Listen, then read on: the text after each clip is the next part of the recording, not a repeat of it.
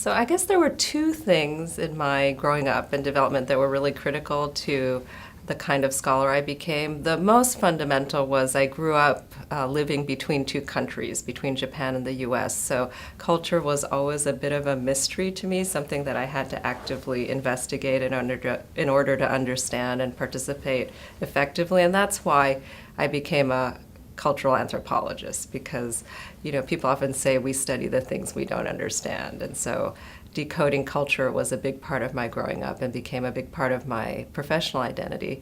The other important influence in my life was my family, and my brother in particular, who got turned on to new digital technology at a really early age. So I grew up in a context where we had the very first Apple II, and I remember the dial-up modem and going on to BBSs. And my brother kind of kept me in the loop with the evolution of digital technology and online culture, even though probably temperamentally I would have never gotten into it on my own. But I think our relationship really enabled us to sort of build a connection across a sort of orientation and expertise that we wouldn't necessarily have had. And I've always been the person who has worked with my brother in understanding issues around culture and society that I don't think he would have naturally gravitated towards without our close relationship.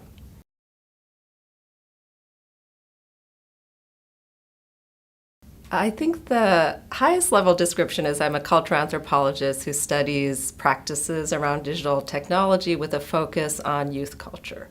That has meant a lot of different things in terms of actual communities and topics and technologies I've studied. I've done a lot of work in both Japan and the US, and mostly focused on online communities and how young people participate in affinity groups, whether that's gaming or fandom. But I've also looked at things like mobile phone use and those more everyday kind of communication practices.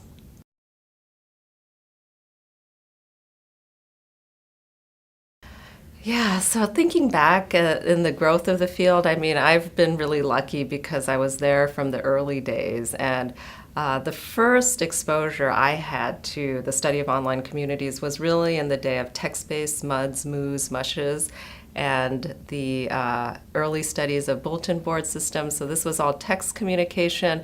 Back then I was interning at Xerox PARC, so some of the first work coming out was around the Lambda Moo and the other experiments that were happening there. But I was also very influenced by work on bulletin boards. So Howard Rheingold's Virtual Community was obviously one of the first books that reached the popular audience and gave awareness to these growing communities. And then along the way, there have been a growing number of studies that have brought in different communities. I think the gaming work around multiplayer online games have obviously been huge, and that area continues to grow. And I was also lucky to be part of the early mobile communication studies as it was growing. So Rich Ling's work on mobile communication was some of the first that was really signaling to the world that this was really a new space of online community, but a community that looked really different from the nerd communities and so on that were sort of the focus of the internet-based communities.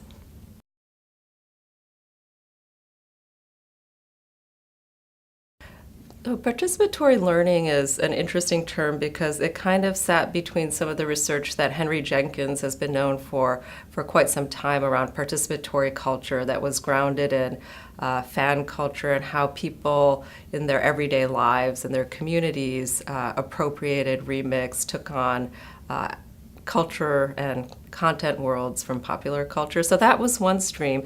And then the other stream, which is actually the area that I was trained in education, was practice-based and sociocultural approaches to education, where folks like Jean Lave talked about learning as participation rather than learning as pushing content into people's heads. So it was really about that shift to understanding learning as social and embodied and part of the lives of communities. And I think the term participatory learning was, in a way, a molding of those two communities that developed in quite different ways. We're actually starting to use the term connected learning a lot more because I think participatory learning really focus on the act of participating in a social group and how learning was part of that. Connected learning is kind of pushing towards this idea that, okay, learning is participation. We do believe that learning happens in everyday life and whatever we do, participating as social beings. But then how do we shift the conversation to saying, well, what kinds of learning do we really want to promote and support? So it's not enough that young people are just participating on the internet, for example, but there are forms of participation that are leading to a broadened set of connections, to opportunity, to leveling up, to intergenerational relationships that we think are really important to signal. So it's not like there's participatory learning and non-participatory learning, right? So that's the dilemma with the term, I think.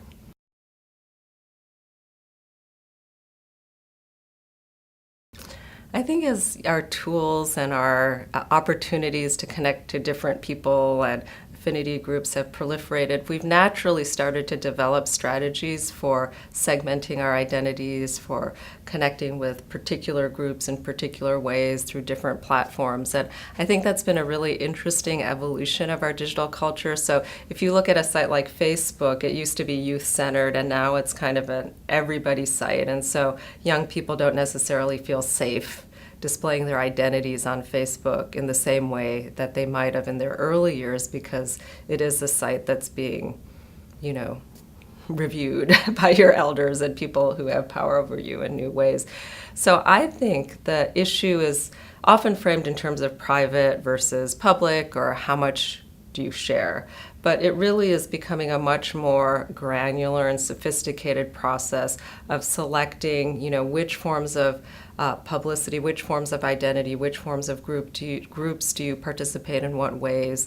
And it's not so different from everyday life. Like, everybody knows that, we're multifaceted, and I'll dress a different way for a different social gathering than another. So it's a lot like that, is just to be clear about who the audience is, both in practice and in technical reality. So even though you think you're communicating with your friends on Facebook, it's in fact everybody who has insight into, and then starting to tailor, those groups and communications. And I think people realize that you have different identities for different audiences. So, for example, I think some of the most sophisticated digital users that I've talked to really understand that, they might start a Tumblr on a particular topic that may not have very high status among, their peers in real life or among the adults in their lives. And they're very careful to keep that Tumblr identity distinct and separate from these other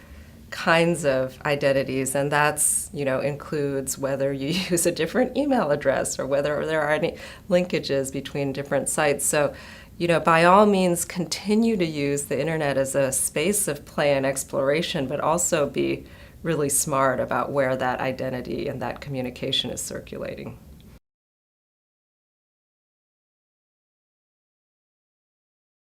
Yeah, I think it's really challenging right now because there's so much competition for attention, so many different sites and platforms that people can share and publish in.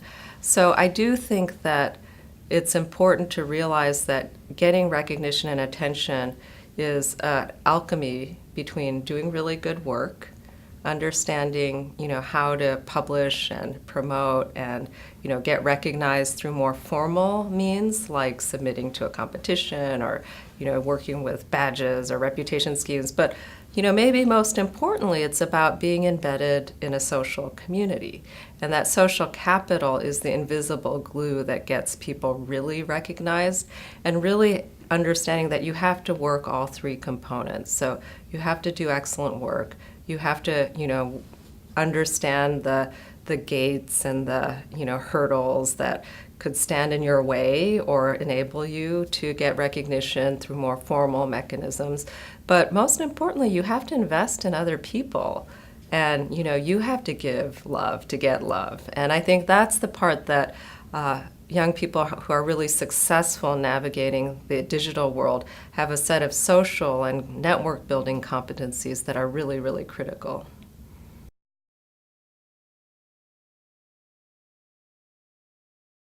A community of practice, now that is a word that has evolved and been in some ways in contention for many years. So when I was a graduate student back in the day, we thought of community of practice as really associated with a particular body of work, and the work of Jean Lave and Etienne Wenger in particular, that described how people came together with a shared practice, like butchers or seamstresses, that had expertise attached to it, that had people attached to it, where people were doing things together with a shared purpose, and that community was reproducing itself naturally over time, which included learning, and people would learn as part of their participation in that community of practice. And that was how the term originated and how many of us still think about it. Now, I think the term has come to mean a lot of different things, especially as it's been brought into more commercial and corporate settings where people are trying to engineer communities of practice in particular ways for particular kinds of productivity and team building kinds of efforts. And I think in that context, the term has definitely kept many of the valences of situated learning and learning through doing and through social connection, but it doesn't always include all of those connotations of a historical and culturally embedded kind of community of practice that I think it did in the early days.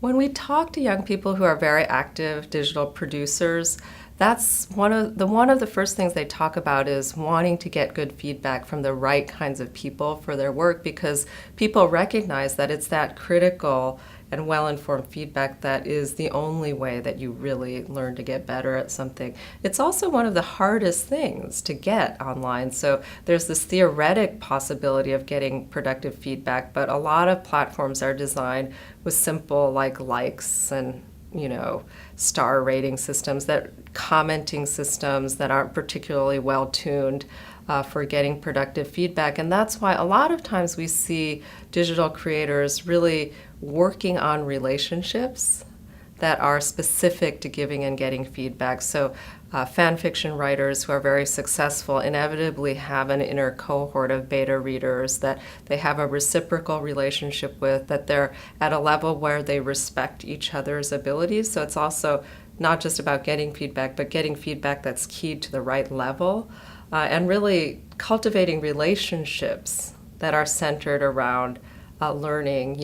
Often we call them your personal learning network. So you have to cultivate those peers and those mentors who are really in that position. And it's not just about putting something on YouTube and getting loved and hated for it, but it's really about, again, focusing on those relationships or building a relationship to a community that has values around expertise. Now, sometimes you don't necessarily have to work that much on the individual, finding your beta reader or beta viewer. If you have a community that embodies really high values, strong values around productive feedback. And we do see that in some smaller scale communities or sub-communities within larger platforms that are really well moderated, that have really worked to cultivate that culture of productive feedback. So, for example, we've looked at communities ranging from Ravelry.com to, StarCraft and different fan fiction sites. And there are some communities often that have barriers to entry, like role-playing sites where, really everybody is giving and getting feedback in a productive way, and that's just the norm of everybody who's on the site. But it's much harder to maintain that culture in a wide open kind of platform.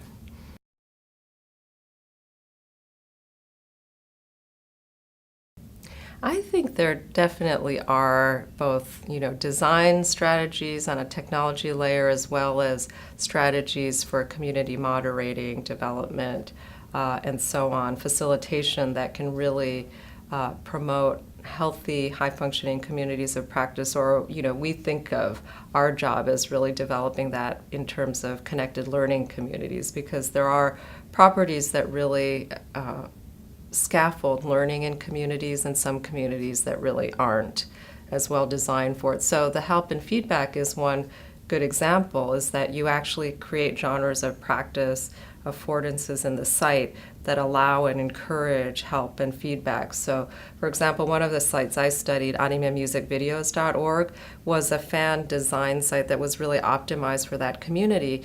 And they have a whole range of mechanisms for feedback and reviews, which range from competitions, so like formal things that people can submit to, which are really great for new people who haven't been recognized in the community, who think they can do really good work, to these thoughtful feedback templates that you can submit for any video, and a process where anybody can submit feedback, but the creator can choose to publicize what they want. And so there's a whole range of different mechanisms that encourage feedback. Every time you view a video, you're asked to provide feedback every time. So the site is constantly encouraging that level of communication and creating a culture where creators are really feel like their participation in the community includes thoughtful reflection on other people's work. So that's just one example.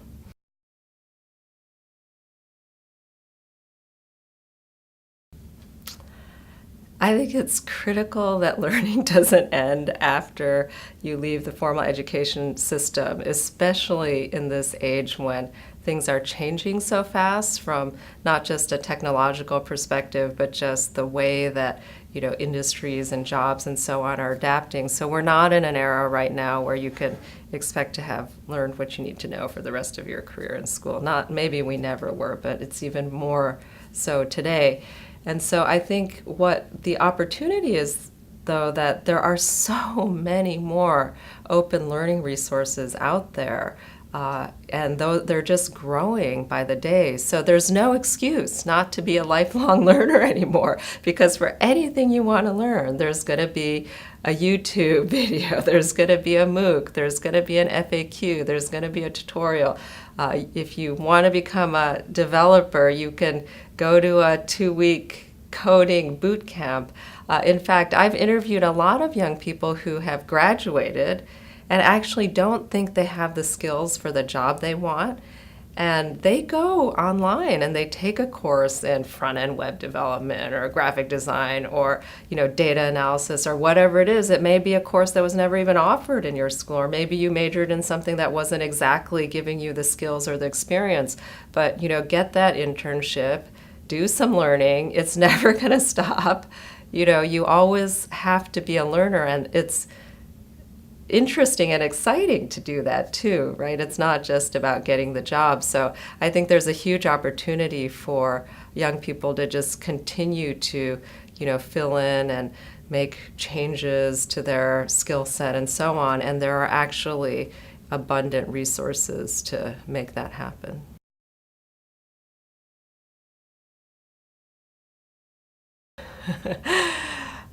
I think it's a really both interesting and challenging time to be entering the wider world from your formal education, because the reality of the economic landscape and what it means to have a college degree for your job prospects and things like that have really, really changed, so that it's not enough just to be holding that degree anymore to get you where you want to be. You have to be active and entrepreneurial, and you have to be a learner and building connections and really continuing to value those relationships that you have now, that you're going to make in the future. And those relationships, plus that hunger and desire to learn, that's what's going to guarantee your success in life, not the fact that you've climb that ladder the way everybody told you to. Nobody has laid out the path in advance.